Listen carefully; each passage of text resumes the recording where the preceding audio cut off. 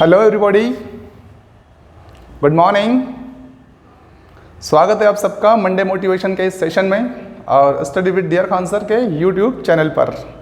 तो आज हम एक स्पेशल स्टोरी आपके लिए लेके आए हैं मंडे मोटिवेशन के लिए।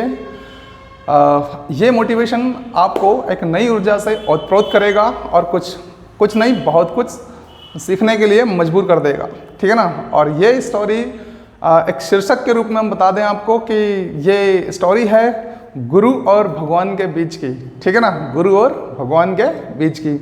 और प्रत्येक इंसान को अपने जीवन में एक गुरु की आवश्यकता होती है और इसी गुरु को ये कहानी जो है इंगित करेगी कि वास्तव में एक गुरु कितना महत्वपूर्ण है हर एक व्यक्ति के जीवन में। ओके स्टूडेंट्स, तो आइए शुरुआत करते हैं इस कहानी की। तो कहानी है भगवान विष्णु के भक्त वैराग्यवती की, ठीक है ना। वैराग्यवती भगवान विष्णु की अनन्य उपासक थी, ठीक है, और दिन रात प्रभु की सेवा अर्चना किया करती थी। ठीक, भगवान को भोग चढ़ाना, भगवान के कपड़े चेंज करना, है ना, भगवान की प्रार्थना करना, मंदिर में साफ सफाई वगैरह वगैरह के तमाम कार्य, यानी कि भक्ति में ओतप्रोत रहा करती थी। कौन? वैराग्यवती। वैराग्यवती स्वभाव से बिल्कुल भोली थी, ठीक है। अब वैराग्यवती लगातार ये काम कर रही थी कई सालों से कर रही थी, ठीक। अब एक बार क्या हुआ, वहाँ से एक ठग का निकलना हुआ। ठग यानी कि एक तरह का चोर, और उसने यह जाना कि जो वैराग्यवती है, ये वैराग्यवती एक बहुत ही भोली स्वभाव से काफ़ी भोली महिला है और इसे ठगा जा सकता है, ठीक है। तो चोर ने क्या करा, चोर ने करा कि चला गया अंदर मंदिर में और वैराग्यवती से बोला कि देवी, मतलब एक साधु का रूप लेकर वो जो है धारण करके चला जाता और कहता है देवी हमें पानी चाहिए। क्या चाहिए? पानी चाहिए। वैराग्यवती बड़ी खुश हुई साधु को देखकर और समझा, उसने ऐसा सोचा कि आज तो कुछ आशीर्वाद स्वरूप मिल ही जाएगा हमको, ठीक है। तो वो पानी लेकर आती है वैराग्यवती और पानी पिलाने लगती है। उससे पहले ये ठग, या कह दें आप एक साधु के रूप में आया हुआ ठग जो था, वो कहता है कि हम ऐसे आपसे डायरेक्ट पानी नहीं ले सकते हैं, पानी नहीं पी सकते हैं। पहले हमारा एक क्वेश्चन है आपसे, एक प्रश्न है, पहले उसका जवाब दीजिए, उसके बाद आगे की बात होगी। वैराग्यवती कहती है ठीक है, पूछिए। तो कि आपने दीक्षा वगैरह ली है या नहीं ली है? वैराग्यवती कहती है महाराज अभी तो हमने कोई दीक्षा नहीं ली है। तो कि अगर आपने दीक्षा नहीं ली है तो हम आपके हाथ का पानी नहीं पी सकते हैं। वैराग्यवती ने कहा, चूँकि आप सब जानते हैं स्वभाव से भोली थी, बोला कि महाराज आप ही दीक्षा दे दीजिए। तो कि हम ऐसा दीक्षा नहीं दे सकते हैं। तो कैसे दीक्षा दे सकते हैं? तो दीक्षा हम वास्तव में ऐसा देंगे कि एकांत में आपको हम दीक्षा देंगे, जंगल में हम आपको दीक्षा देंगे, ठीक है। हर हम ऐसे साधु नहीं हैं जो मन पड़े वहाँ पे बैठ गए और दीक्षा देने लग गए। हमारे अपने कुछ सिद्धांत है, ठीक है। तो कहा कि अगर आप मंजूर करते हैं हमारी दीक्षा लेना तो फिर जंगल में चलिए हमारे साथ और वहाँ पे हम आपको दीक्षा देंगे।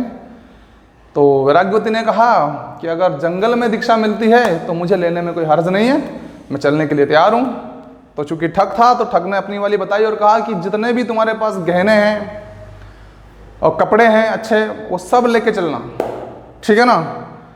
तो वैराग्यवती तो स्वभाव से ही भोली थी, उसने कहा ठीक है। आपको बता दूं वैराग्यवती एक धनाढ्य परिवार से बिलोंग करती थी, ठीक है ना। तो सब कुछ उसके पास में गहने वगैरह, गोल्ड वगैरह सब कुछ था उसके पास, और उसी पर उस चोर की जो है नज़र थी।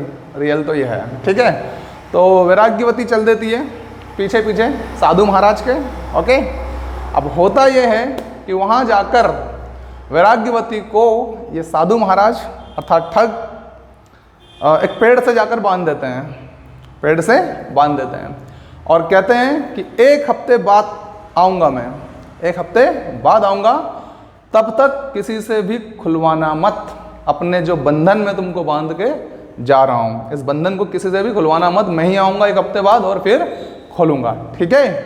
और जो है जितने भी गहने थे वैराग्यवती के पास में वो सारे कपड़े गहने जो भी इम्पोर्टेंट थे वो सब उसने निकाल लिए और चला जाता है। अब शाम होती है। अब शाम होने के बाद में वैराग्यवती के पिताजी जो थे उनको पता चलता है कि आज बिटियां जो हैं घर पे आई नहीं है। तो ढूंढना चालू करते हैं, वो मंदिर जाते हैं, मंदिर में भी नहीं पता लगता है। तो घोड़े पे सवार होकर आसपास के एरिया में घूमते हैं। तो पहुंचते हैं वो जंगल में जहाँ पर बंधी हुई थी कौन? वैराग्यवती। वैराग्यवती को वहाँ बंधे हुए देखा तो बड़ा आश्चर्य जताया उन्होंने कि यार ऐसा कैसे हो सकता है। तो गए पास में और कहने लगे कि बेटा तेरा ये हाल किसने किया? तो वैराग्यवती कहती है मेरे गुरु ने मुझे ये बंधन में बांधा है। तो पिताजी कहने लगे कि बेटा कोई गुरु गुरु नहीं होगा, वो कोई ठग होगा, तेरे गहने वगैरह जो भी थे वो सब ले गया। तो वैराग्यवती ने इग्नोर किया, बोला पापा ठीक है पिताजी ठीक है, जो भी था लेकिन मैंने उनको अपना गुरु मान लिया है, ठीक है ना। तो पिताजी कहने लगे चल ठीक है जो हुआ, लेकिन अब मैं तेरे को छोड़ दूं, तेरे बंधन खोल दूं। तो वैराग्यवती कहने लगी पिताजी आप मेरे पिता हैं, आपका सम्मान है, आप आए मेरी फिक्र से, इसके लिए बहुत बहुत धन्यवाद, लेकिन मैं आपसे ये बंधन नहीं खुलवाऊंगी तो मैं अपने गुरु से ही। ओके। तो काफ़ी हद तक प्रयास किया पिताजी ने और पिताजी अंततः वापस लौट गए, ठीक है। अब बात आती है दूसरे दिन की। दूसरा दिन क्या होता है कि मंदिर में सुनसान, कोई घंटी बजाने वाला नहीं, कोई भोग लगाने वाला नहीं, कोई सफाई करने वाला नहीं। तो बैकुंठपति जो सो रहे थे, लक्ष्मी जी सेवा कर रही थी, वहाँ पर जाकर एकदम से नींद खुलती है उनकी कि यार आज हमारी जो भक्त है वो कहाँ गई, मंदिर में सुनसान है। तो बैकुंठपति ने याद किया नारद जी को। किसको याद किया? नारद जी को। नारद जी आते हैं और नारद जी से कहा जाता है कि भाई पता लगाओ कहाँ गई है वैराग्यवती, मंदिर में आज सब कुछ सूना सूना क्यों है। तो नारद जी जाते हैं पता लगाने के लिए, तो पाते हैं कि एक जंगल में बंधी हुई है कौन? वैराग्यवती। वैराग्यवती के सामने जब नारद जी जाते हैं कहते हैं कि मैं खोल दूं, भगवान ने भेजा है मुझे, मैं आपके बंधन खोल देता हूँ। तो वैराग्यवती कहती है नारद जी मैं आपको भली भांति जानती हूँ, आपका स्वागत है, सम्मान है, सब कुछ है, लेकिन माफ़ी चाहती हूँ, आपसे खुलवाऊंगी तो नहीं, मेरे गुरु ने बांधा है और मेरे गुरु ही छोड़ेंगे, ठीक है। नारद जी ने प्रयास कर लिया, नारद जी चले जाते हैं वापस, कहाँ पे? बैकुंठ में। और वहाँ जाने के बाद वृत्तांत सुनाते हैं कि साहब ऐसी ऐसी बात है, बैकुंठपति से कहते हैं ठीक है। अब बैकुंठपति जो थे स्वयं पहुँचते हैं कहाँ पर? वैराग्यवती के पास में। भाई भक्तों की बड़ी फिक्र होती है भगवान को, ठीक है। हाँ जब तक नहीं होती है, लेकिन जब होती है तो बड़ी होती है, खूब होती है, ठीक है। तो भगवान पहुँचते हैं कहाँ पे?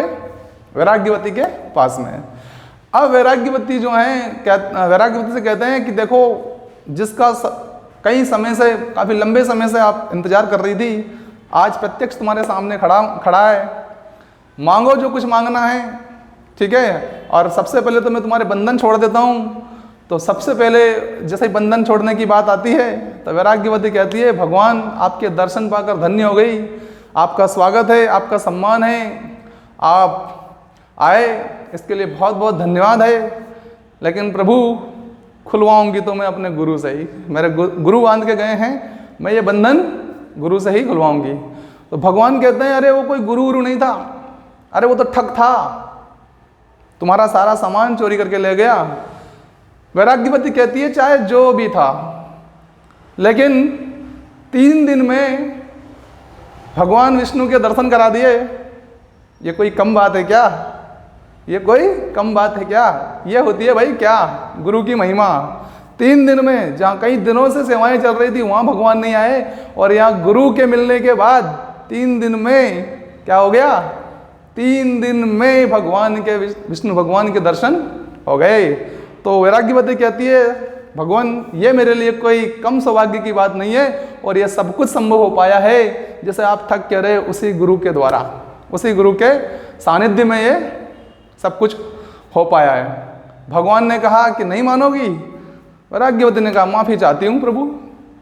भगवान ने कहा नारद जी भी वहीं खड़े, दोनों साथ में आए थे, नारद जी जाओ गुरु जी को ढूंढ के लाओ इनके। नारद जी कहते हैं नारायण नारायण, प्रभु कहाँ ढूंढेंगे? प्रभु बोलते हैं कहीं चोरी चपाटी कर रहे होंगे, जाके देखो। तो नारद जी जाते हैं और नारद जी ने पाया वास्तव में जो भगवान ने कहा वही हुआ कि एक नई चोरी की प्लानिंग में लगे हुए थे इनके गुरु, ठीक है। और वहाँ जाकर नारद जी कहते हैं उस ठग से, अरे भाई इधर आओ इधर। तो नारद जी को देखकर ठग बड़ा आश्चर्यचकित हो गया कि नारद जी और यहाँ, बिल्कुल देखो गजब की कहानी है ना। तो नारद जी कहते हैं कि भाई चलो जंगल में। तो ठग कहता है कौन से जंगल में, कैसे जंगल में? अरे भाई जहाँ अपनी शिष्या को बांध के आए हो वहाँ पे। ओ गुरुजी को याद आया, ओ माय गॉड, शिष्या बंधी हुई है क्या अभी तक? हाँ जी बंधी हुई है, भगवान ने बुलाया है आपको, भगवान भी वहीं बैठे हैं, खड़े हैं, है ना। तो डरता हुआ वो चोर, वो ठग आता है उस जंगल में और भगवान को प्रणाम करता है। और भगवान की महिमा देखिए, भगवान भी उनको प्रणाम करते हैं, गुरुदेव प्रणाम है आपको। है ना। तो गुरुदेव को प्रणाम किया और गुरुदेव ने भगवान को प्रणाम किया। और आगे की प्रोसेस ये होती है कि गुरुदेव जो हैं बंधन खोलते हैं अपनी शिष्या के, जिस पेड़ से वो बांध के गए थे उस पेड़ से उसको खोल देते हैं। और अब यहाँ पर बात आती है खास, जब वैराग्यवती खुलती है अपने बंधन से तो कहती है कि वास्तव में दोनों लोग सामने खड़े हैं, भगवान भी खड़े हैं और कौन, उनके गुरु भी खड़े हैं सामने। और यहाँ से चरितार्थ होती है एक पंक्ति कि गुरु गोविंद दो खड़े काके लागू पाँव, बलिहारी गुरु आपने गोविंदियो मिलाए, बलिहारी गुरु आपने गोविंदियो मिलाए। तो बात समझ में आपको आई गई होगी कि वास्तव में बलिहारी गुरु आपने जो गोविंद से मुलाकात करवा दी, ठीक है। तो ये गुरु की महिमा है। आप समझ गए होंगे कि जीवन में गुरु का कितना इम्पोर्टेंस है।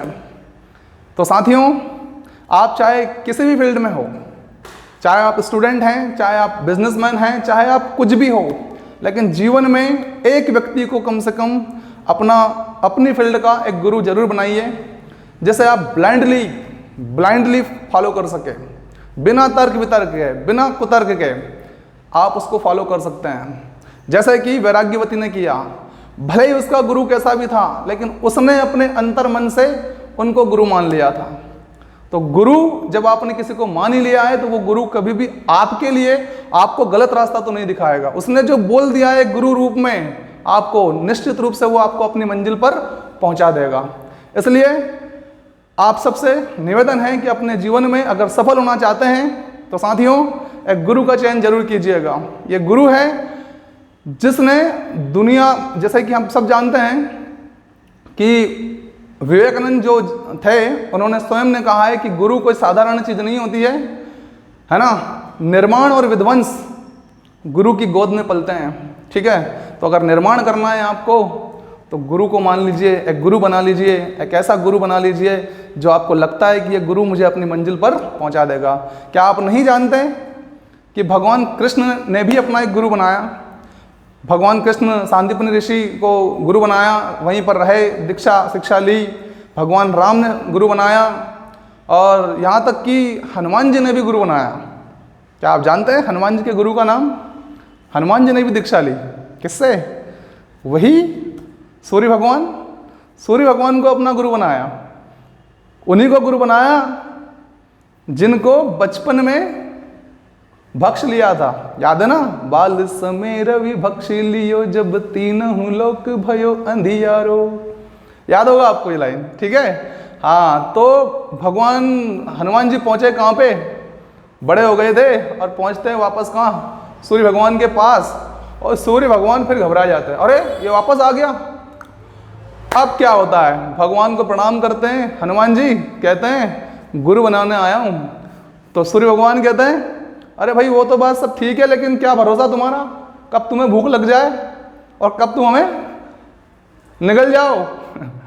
तो भगवान ने, हनुमान जी ने कहा नहीं प्रभु अब ऐसा नहीं होगा, ठीक है। वो बालपन था हमारा, हम थोड़े से बड़े हो गए हैं, ठीक है। तो भगवान ने कहा, सूर्य भगवान ने, कि चलो ठीक है, वो तो भाई हम तो दीक्षा आपको नहीं दे सकते हैं। तो क्यों? अरे भाई हम चलायमान हैं, चलते रहते हैं, और दीक्षा देने के लिए एक जगह स्थिर होना जरूरी है। तो भगवान ने कहा ठीक है, कोई बात नहीं, हम भी तुम्हारे संगे संगे चलेंगे। तो भगवान ने कहा कैसे चलेंगे? भाई अगर दोनों एक साथ साथ चलेंगे तो आमने सामने हो नहीं पाएंगे हम, और आमने सामने नहीं हो पाएंगे तो दीक्षा हो नहीं पाएगी, है ना। तो हनुमान जी कहते हैं नहीं नहीं, ऐसा कोई दिक्कत नहीं है, आप सीधे सीधे चलना, हम उल्टे चलेंगे। आप ऐसे चलना, हम ऐसे चलेंगे, ठीक है ना। आमने सामने हम उल्टे चलेंगे और आप सीधे चलना, ठीक है। तो इस प्रकार से हनुमान जी ने भी क्या करा, इतने ज्ञानी होने के बावजूद भी उन्होंने क्या ली? दीक्षा ली, अर्थात गुरु बनाया उन्होंने। इसलिए जब इतनी बड़ी बड़ी महान हस्तियों ने गुरु बनाया है, जो स्वयं ज्ञान के भंडार हुआ करते थे, ठीक है, तो हमें भी सोचना चाहिए कि हमारे जीवन में एक गुरु आवश्यक रूप से हमें बना लेना चाहिए, जो हमें बता सके कि कहाँ गड्ढा है, कहाँ सही जगह है, कौन सा रास्ता साफ है, कौन सा रास्ता गलत है। सही और गलत का निर्णय बड़ी आसानी से आपके गुरु कर लेते हैं और आपको उस रास्ते पर भेजते हैं जो आपके लिए उचित होता है। इसलिए साथियों, मेरे स्टूडेंट्स और तमाम तरह के बिजनेसमैन और तमाम तरह के जो लोग हैं, उन सब से निवेदन है कि अपने जीवन में निश्चित रूप से एक गुरु आप जरूर बनाइए, ठीक है। तो गुरु का बड़ा महत्व है साहब, ठीक है ना, गुरु जरूर बनाइएगा। आज के लिए इतना ही। कैसी लगी आपको ये मोटिवेशनल स्टोरी, कमेंट बॉक्स में जरूर बताइए। अगले मंडे में फिर मिलते हैं, मंडे मोटिवेशन के दौरान। Thank you very much, bye, see you, शब्बा खैर।